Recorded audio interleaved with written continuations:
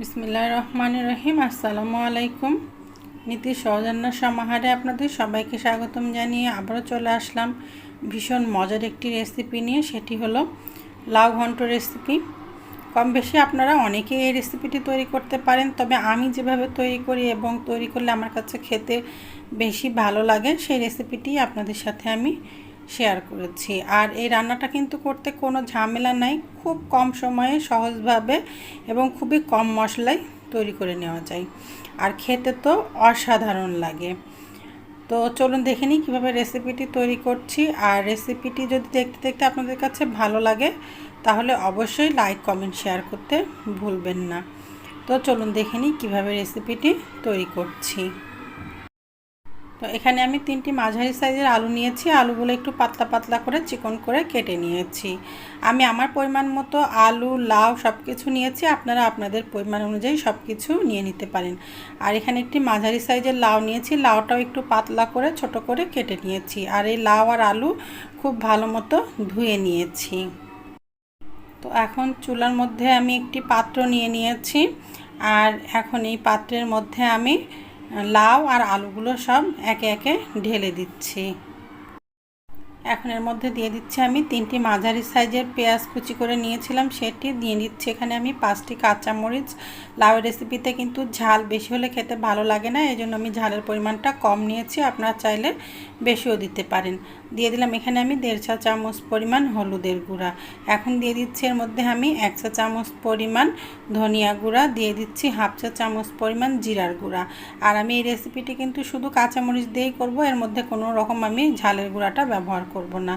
দিয়ে দিলাম 1 টেবিল চামচ পরিমাণ লবণ, দিয়ে দিচ্ছি 1 টেবিল চামচ পরিমাণ আদা রসুন বাটা, আপনারা চাইলে 1/2 টেবিল চামচও দিতে পারেন।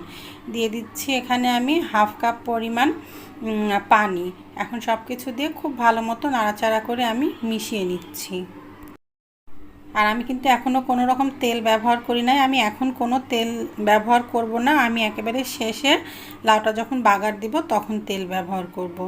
তো সব কিছু নাড়াচাড়া করে দিয়েছি। এখন ঢাকনা দিয়ে ঢেকে চুলার জালটা মাঝারি থেকে একটু কমে দিয়ে 5-6 মিনিট আমি এভাবেই হতে দিচ্ছি। তারপরে আমি আবার আমার রেসিপিতে ফিরে আসছি। তো 5-6 মিনিট মতো হয়ে গেছে। এখন আমি ঢাকনাটা খুলে নিলাম। লাউটাও কিন্তু বেশটা কমে এসেছে এবং কিছুটা লাউয়ের কালারটাও পরিবর্তন হয়ে গেছে। একটু নাড়াচাড়া করে দিচ্ছি আমি। এখন লাউটা পুরোপুরি সেদ্ধ হওয়ার জন্য এর মধ্যে আমি প্রায় 2 কাপ পরিমাণ পানি দিয়ে দিচ্ছি। আপনারা চাইলে একটু কম পানিও দিতে পারেন, 1.5 কাপ পরিমাণ পানিও দিতে পারেন। আর এই পরিমাণ পানিটাতে কিন্তু লাউ আর আলুটা খুব ভালো মতো সেদ্ধ হয়ে যাবে। এখন একটু নাড়াচাড়া করে দিচ্ছি, আর চুলার জালটা হাই হিটে দিচ্ছি। টকবক করে ফুটে উঠলে চুলার জালটা আমি কমিয়ে দিব। তো ঢাকনা দিয়ে ঢেকে এটি হতে দিচ্ছি। তো দেখেন টকবক করে ফুটে উঠেছে, আমি একটু দেখিয়ে দিলাম। এবার ঢাকনা দিয়ে ঢেকে দিচ্ছি, আর চুলার জালটা আমি করে দিচ্ছি মাঝারির থেকেও বেশটা কমে বা মিডিয়াম লো হিটে, এতে করে লাউ আর আলুটা খুব ভালো মতো সেদ্ধ হয়ে যাবে। আর হ্যাঁ, আরেকটি কথা, এই লাউ ঘন্টতে কিন্তু আলুর পরিমাণটা একটু বেশি দিতে হয়, তাহলে এই ঘন্টটা একটু আঠালো হয়, খেতেও ভীষণ ভালো লাগে।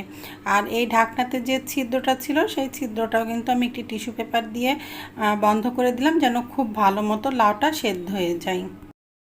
তো বেশ কিছু সময় হয়ে গেছে, লাউ আর আলু খুব ভালো মতো সেদ্ধ হয়ে গেছে, আমি অফ ক্যামেরায় দেখে নিয়েছিলাম। আর দেখেন পানিটা কিন্তু এখনও বেশটা পরিমাণ আছে, তবে এই পানিটা থাকলে ভালো হবে। যখন বাগারটা দিয়ে কিছু সময় ফুটিয়ে নিব তখন কিন্তু এই পানিটা অনেকটাই কমে যাবে। এখন লাউ আর আলুটা আমি খুন্তি দিয়ে একটু ভাঙা ভাঙা করে নিচ্ছি, যতটা সম্ভব একটু ভাঙা ভাঙা করে নেবেন যদি লাউ আর আলুর ঘন্টটা তৈরি করতে চান। আর যদি মনে করেন যে না, ঘন্টভাবে তৈরি করবেন না, একটু সবজি আকারে তৈরি করবেন, তাহলে আলু আর লাউ একটু আস্তে আস্তে থাকলেও কোনো অসুবিধা নাই।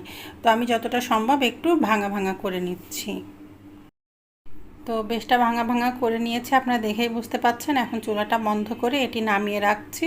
এখন আমি অন্য রেসিপির অন্য স্টেপে চলে আসলাম। তো চুলাতে আরও একটি পাত্র নিলাম, এর মধ্যে আমি পরিমাণ মতো 3 থেকে 4 টেবিল চামচ পরিমাণ সয়াবিন তেল নিয়ে নিলাম। দিয়ে দিলাম এর মধ্যে আমি 4টি মতো শুকনো মরিচ, আর দিয়ে দিচ্ছি এখানে আমি 2টি তেজপাতা মাঝখান থেকে ছিঁড়ে দিয়ে দিলাম।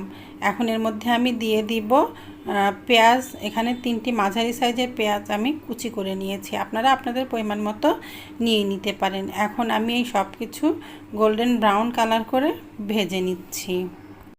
তো তার আগে এর মধ্যে আমি দিয়ে দিচ্ছি 1 চা চামচ পরিমাণ আস্ত জিরা। এখন আমি সব কিছু দিয়ে একেবারে গোল্ডেন ব্রাউন কালার করে ভেজে নিব। তো পেঁয়াজটা গোল্ডেন ব্রাউন কালার করে ভাজা হয়ে গেছে। এখন এর মধ্যে আমি সেদ্ধ করে রাখা লাউটা ঢেলে দিচ্ছি। দেখেন খুব সহজেই কিন্তু রেসিপিটা তৈরি করে নেওয়া যায়। আপনারা চাইলে লাউ আর আলুটা সেদ্ধ করতে বসিয়ে দিয়ে অন্য আরও অনেক কাজ করে নিতে পারবেন। আর রেসিপিটা তৈরি করতেও কোনো ঝামেলা নাই, খুব সহজভাবে তৈরি করে নেওয়া যায় এবং খুব বেশি একটা তেল মশলাও ব্যবহার করা হয় না, আর খুব একটা সময়ও লাগে না রেসিপিটা তৈরি করতে। এই প্রচণ্ড গরমের সময় কিন্তু খুব বেশি সময় ধরে কোনো রান্না করতে ভালো লাগে না। আপনার যদি ঝটপট কোনো খুবই মজাদার একটি রেসিপি তৈরি করতে চান তাহলে এভাবে কিন্তু লাউ ঘন্টটা তৈরি করে নিতে পারেন। আমার কাছে লবণ একটু কম মনে হচ্ছিল, আমি আরও 1 চা চামচ পরিমাণ লবণ এখানে দিয়ে নিলাম। আপনারা আপনাদের মুখের স্বাদ অনুযায়ী লবণটা দিয়ে নেবেন। এবার একটু নাড়াচাড়া করে সব মিশিয়ে নিচ্ছি। আর এই লাউ ঘন্টটার স্বাদ আরও একটু বেশি পরিমাণে বাড়ানোর জন্য এখানে আমি 1 চা চামচ পরিমাণ চিনি দিয়ে দিলাম। তবে এটা অপশনাল, আপনারা চাইলে দিতে পারেন, চাইলে বাদও দিতে পারেন। আমি আমার মুখে স্বাদের জন্য চিনিটুকু দিয়েছি, এতে করে খেতে অনেক বেশি টেস্টি হবে। এখানে আমি দিয়ে দিলাম 1 চা চামচ পরিমাণ গরম মশলার গুঁড়া। গরম মশলার গুঁড়াটা দেওয়ার চেষ্টা করবেন, এতে করে কিন্তু স্বাদটা আরও বেশি বেড়ে যাবে। তো সব কিছু দিয়ে আবার একটু আমি নাড়াচাড়া করে নিচ্ছি। এই সামান্য পরিমাণ চিনিটুকু দিলে কিন্তু মিষ্টি হয়ে যাবে না, তবে খেতে বেশ ভালো লাগবে। আপনারা চাইলে পরিমাণে আরও কমও দিতে পারেন, তবে যদি কারোর অসুবিধা থাকে আবারও বলছি তাহলে চিনিটুকু বাদ দিতে পারেন। এখন এর মধ্যে দিয়ে দিচ্ছি 5-6টি মতো কাঁচামরিচ আমি মাঝখান থেকে ভেঙে নিয়েছি, সেগুলো দিয়ে দিলাম। এভাবে কিন্তু একটু কাঁচামরিচ ভেঙেও দিলে কিন্তু দেখতেও ভালো লাগে, খেতেও অনেক ভালো লাগে। কাঁচামরিচটা দিয়ে আবারও একটু নাড়াচাড়া করে দিলাম। তো সব কিছু দিয়ে 2-3 মিনিট মতো আমি এটি আরও রান্না করে নিয়েছি। এখন এর মধ্যে আমি দিয়ে দিচ্ছি 2 টেবিল চামচ পরিমাণ ঘি। শেষে যদি আপনারা এই সামান্য পরিমাণ ঘিটা ব্যবহার করেন তাহলে কিন্তু খেতে অসম্ভব মজার হবে।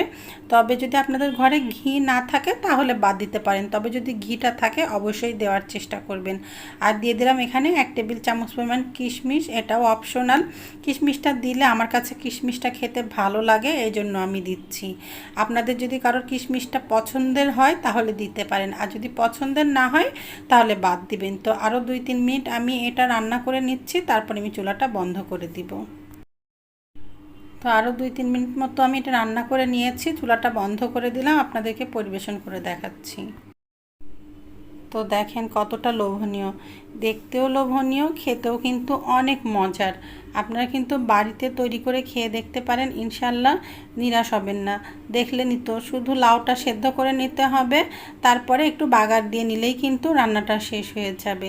আর এই গরমের সময় কিন্তু এই রকম ঝটপট রান্নার রেসিপি কিন্তু আমরা বেশি করতে চাই। তো যদি আপনাদের কাছে ভালো লাগে এই রেসিপিটা বাড়িতে অবশ্যই তৈরি করে খেয়ে দেখতে পারেন। আমি তো বলবো আপনারা একবার হলেও তৈরি করে খেয়ে দেখবেন, ভীষণ মজার। শুধুমাত্র সাদা ভাতের সাথেই নয়, রুটি পরোটার সাথেও কিন্তু এই লাউ ঘন্টটা খেতে ভীষণ ভালো লাগে। তো আজকের মতো এখানেই রাখছি। আসসালামু আলাইকুম, আল্লাহ হাফিজ।